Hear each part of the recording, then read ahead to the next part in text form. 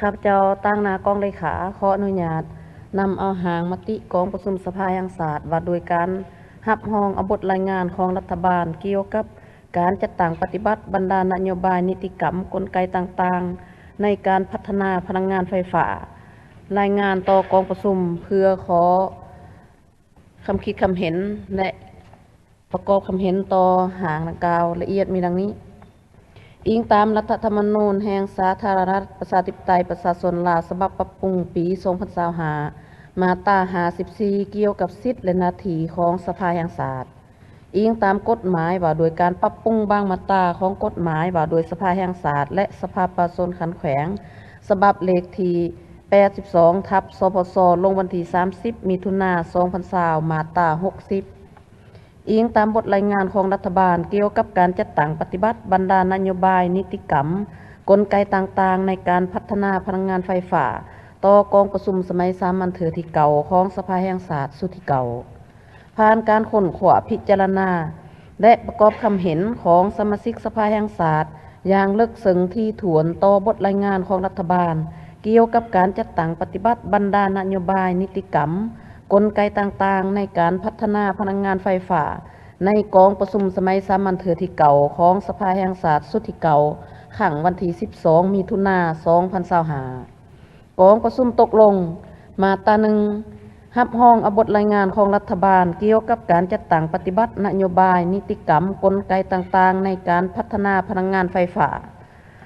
กองประชุมสภาแห่งชาติเห็นดีต่อเหนือในบทรายงานของรัฐบาลในการจัดตั้งปฏิบัติบรรดานโยบายนิติกรรมกลไกต่างๆในการพัฒนาพลังงานไฟฟ้าตามการเสนอของรัฐบาลมาตรา2รับรองเอาทิศทางและมาตรการจัดตั้งปฏิบัติในต่อหน้ากองประชุมสภาแห่งชาติเห็นดีเป็นเอกภาพต่อกับทิศทางมาตรการจัดตั้งปฏิบัติบรรดานโยบายนิติกรรมกลไกในการพัฒนาพลังงานไฟฟ้าของรัฐบาลเพื่อเฮ็ดให้การจัดตั้งปฏิบัติเวียกงานไฟฟ้า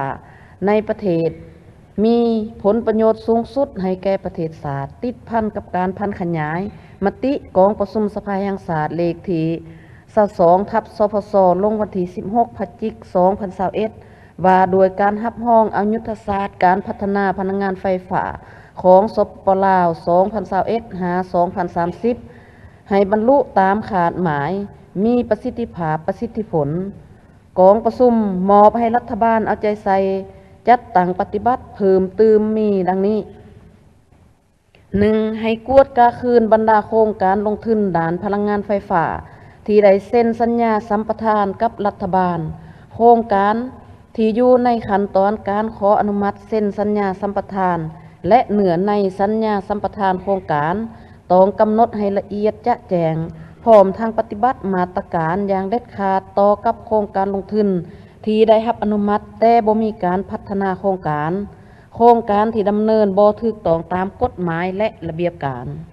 2. ประสานสมทบกับองค์การปกครองท้องถิ่นและผู้พัฒนาโครงการ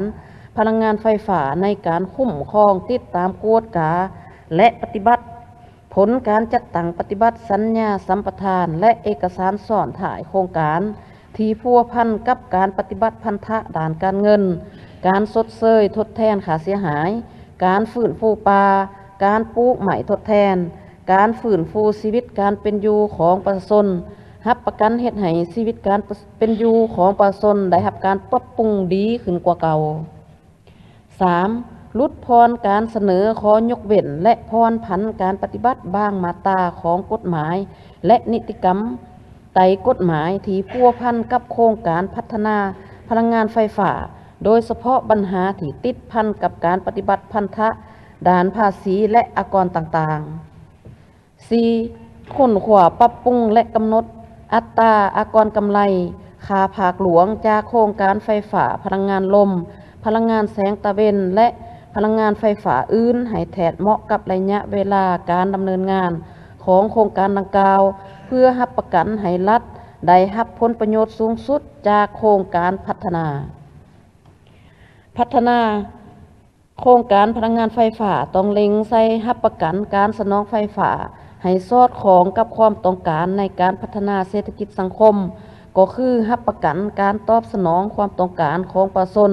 และวางแผนพัฒนาพลังงานไฟฟ้าต้องให้สมคูสอดคล้องและไปเคียงคูกับการพัฒนาของแขนงการอื่นที่เกี่ยวข้องให้ทุกภาคส่วนเกี่ยวข้องได้เข้าร่วมแต่หัวที่เพื่อรับประกันผลประโยชน์ร่วมร่วมกัน และลดพรการนำเข้าไฟฟ้าจากต่างประเทศ 6. ลงทุนและระดมทุนเขาในการก่อสร้างสายส่งไฟฟ้าแห่งสูงแต่เนื้อหอดไตให้สามารถรองรับเอากระแสไฟฟ้าจากเขื่อนต่างๆเพื่อส่งออกและส้มใส่ภายในและให้พิจารณาร่วมเอาสายส่งไฟฟ้าไปต่างประเทศเขาในระบบดังกล่าวบ่ควรอนุญาตให้บรรดาโครงการลงทุนก่อสร้างสายส่งไฟฟ้าเป็นของตนเองพร้อมทั้งค้นขว้าสร้างนิติกรรมคุ้มครองเวียกงานดังกล่าวให้สำเร็จ 7. ปรับปรุงระบบพลังงานไฟฟ้าให้มีความมั่นคงมีความพร้อมในการสนองไฟฟ้าให้เพียงพอต่อความต้องการทั้งภายในและส่งออกต่างประเทศโดยการพิจารณาพัฒนาพลังงานไฟฟ้าความร้อนหรือพลังงานไฟฟ้าอื่นเพื่อรับประกันการพัฒนาระบบพลังงานไฟฟ้าให้มีความสงบมั่นคงและผู้สมใส่สามารถเข้าถึงด้วยราคาที่เหมาะสมและเป็นธรรม 8. ให้สืบต่อค้นขว้าปรับปรุงยุทธศาสตร์การพัฒนาพลังงานไฟฟ้าน้ำตกจะควรสุมใส่ทิศทางไหนเป็นต้นเพื่อให้มีการประสานสมทบกันอย่างกลมเกลียวระหว่างเศรษฐกิจสิ่งแวดล้อมและสังคมยุติการก่อสร้างเขื่อนไฟฟ้าพลังงานน้ำขนาดหน่อยลดพรการพัฒนาพลังงานไฟฟ้าจากเขื่อนไฟฟ้าน้ำตกและหันไปสู่พลังงานไฟฟ้าพลังงานทดแทนในรูปแบบอื่นค้นขว้าปรับปรุงโครงสร้างราคาไฟฟ้าต้องให้สอดคล้องกับสภาพการดำรงชีวิตของประชาชนและการดำเนินธุรกิจของรัฐวิสาหกิจไฟฟ้าลาว 9. ประเมินคืนสร้างและปรับปรุงกฎหมายและนิติกรรมไต่กฎหมายโดยเฉพาะกฎหมายว่าโดยไฟฟ้าให้ชัดเจนรัดกุมแทนเหมาะและสอดคล้องกับสภาพการขยายตัวของเศรษฐกิจสังคมแต่ละระยะกำหนดกวมเอาเวียกงานการพัฒนาพลังงานทดแทนอื่นเขาตืมเป็นต้นพลังงานลมพลังงานแสงตะเวนบรรจุเขาในหางกฎหมายว่าโดยไฟฟ้าฉบับปรับปรุงเพื่อให้แทนเหมาะกับการขยายตัวของพลังงานทดแทน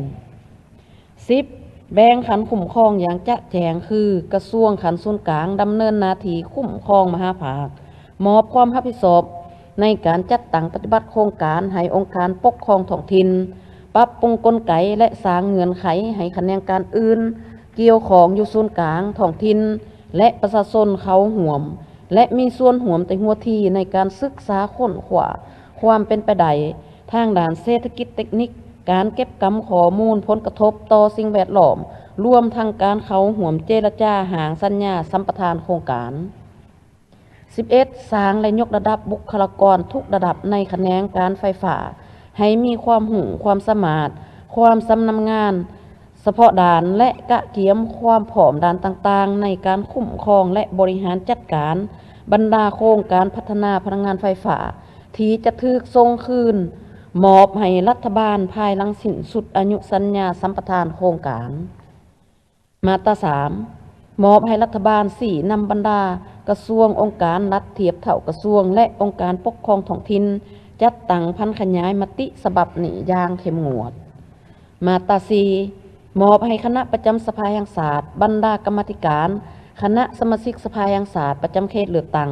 สมาชิกสภาแห่งชาติและสภาประชาชนขันแขวงติดตามกวดกาการจัดตั้งปฏิบัติมติฉบับนี้ตามภาระบทบาทขอบเขตสิทธิของตนเองอย่างเข้มงวดมาตรา 5 คนศักดิ์สิทธิ์มติฉบับนี้มีผลศักดิ์สิทธิ์นับตั้งแต่วันลงลายเซ็นเป็นต้นไป